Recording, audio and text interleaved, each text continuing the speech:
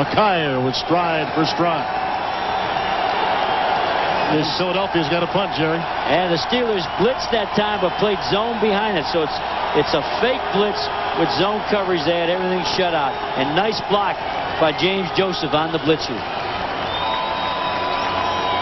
8 consecutive punts, then an interception, and now the 9th punt coming up for Brian Barker. Charles Johnson awaits back at his 25.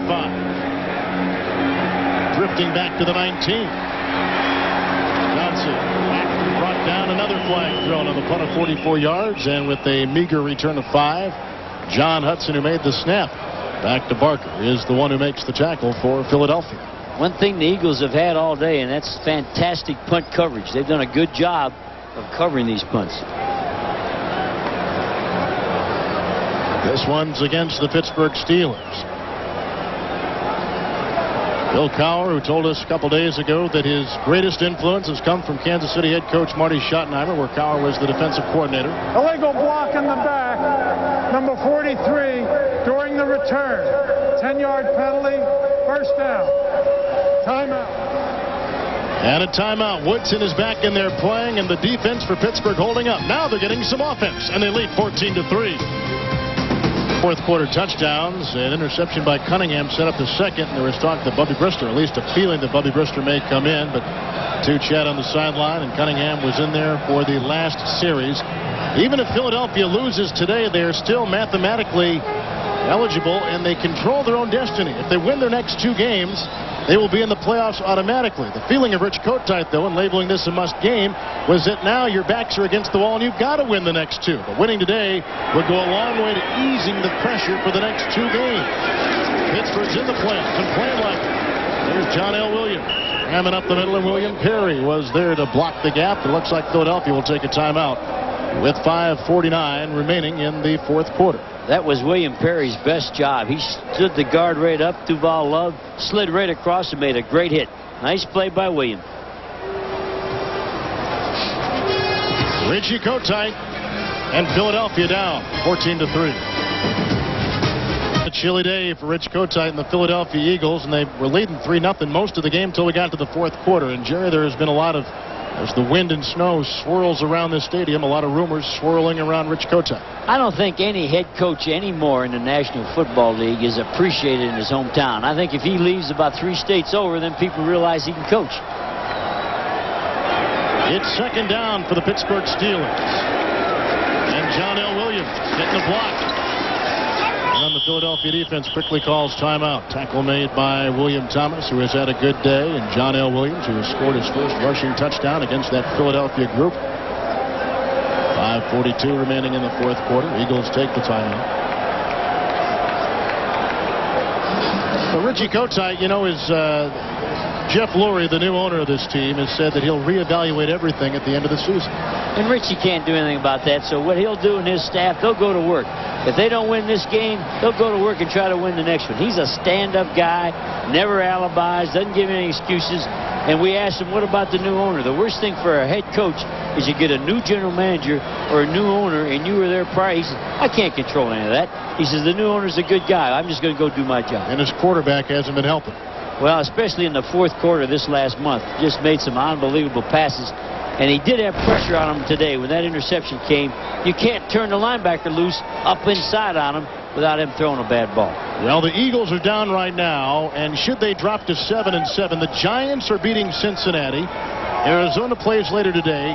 Green Bay, also a wild card possibility, is slaughtering Chicago 37-3. Atlanta is playing tonight against New Orleans. So Philadelphia literally will have their backs against the wall should they lose this one today. But they are still in for the playoff picture if they win the next 2. A possible first down by John L. Williams, a tackle made by Bill Romanowski. But Kotite's whole feeling was, Jerry told us yesterday, was if we win today, they did not get the first down, by the way, and the Pittsburgh Steelers will have to punt. But Kotite's whole feeling was that a win today would ease the pressure the next 2 weeks. But nonetheless, Philadelphia is still in it. And you got to look for something positive. If I was coaching the Eagles and you were with us, I'd say, what great defense we played for over 3 quarters. And that we got to build off of that. Find something good that you did. Build off of that so you can get the next 2 wins. Royals to punt again. Seidner is 85 and waiting back inside his 40 as the wind and the snow blow in the face of Roy. Seidner hit hard on the play by the Pittsburgh Steelers special teams player Ed Robinson. Now let's talk a little Steelers football. They have won 5 consecutive games, and right now they feel that with a 6th win and an 11-3 record, they control their own destiny for a home playoff all the way through the playoffs. And you look at the weather today, this is their advantage. With the way they throw the football, they want to play here. Be in the playoffs, be at home, be in the wind and the cold, that's your advantage. Steeler defense normally allows 272 yards a game. Today just 110 in Cunningham, and the whistle blows and the play is blown dead and a flag thrown back at the 45. False start prior to the snap. Illegal snap on the center. 5 yards. First down. No play. Another penalty. Another penalty against this Philadelphia team. Their 10th. And the Raiders are always going to lead. Then you got to find out who's second.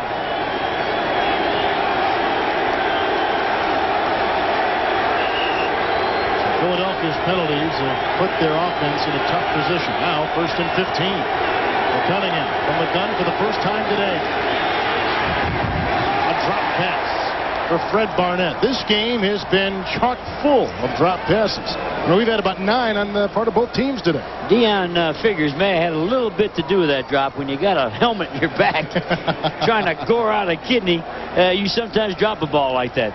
Great hit by Figures, but the most drop passes we saw, especially that first half.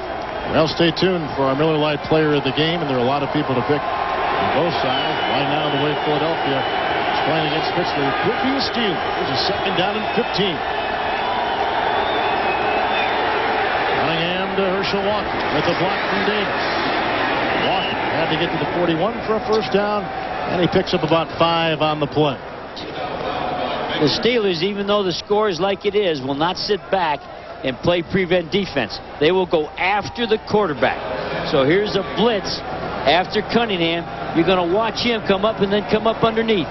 Now 37, roll back up underneath Carnell Lake, and they get the screen now, but you're back into a zone. It's a dog with a zone behind it. Connell Williams. 3rd down and 10. The last 9 they have missed on 3rd down. And down he goes again, tackled by Chad Brown. His 7th sack.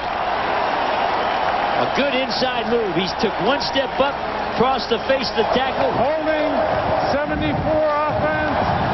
Penalty is declined. 4th down. The Pittsburgh Steelers have just set a franchise record for sacks in one season. He's right here. Watch him go upfield and underneath. 1, 2, 3. Helicopter.